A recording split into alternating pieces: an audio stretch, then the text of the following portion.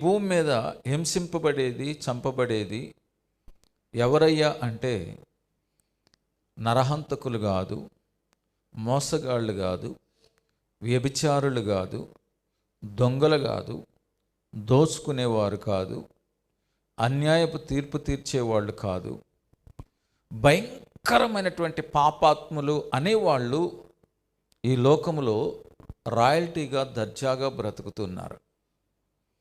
వాళ్ళకి ఎలాంటి కష్టాలు ఉండట్లేదు, వాళ్ళకి ఎలాంటి సమస్యలు ఉండట్లేదు.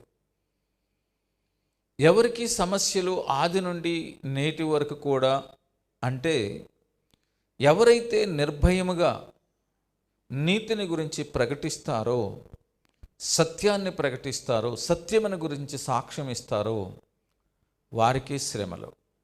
ఆ సత్యాన్ని ప్రకటించేది ఎవరు? నిజాన్ని, నీతి, న్యాయం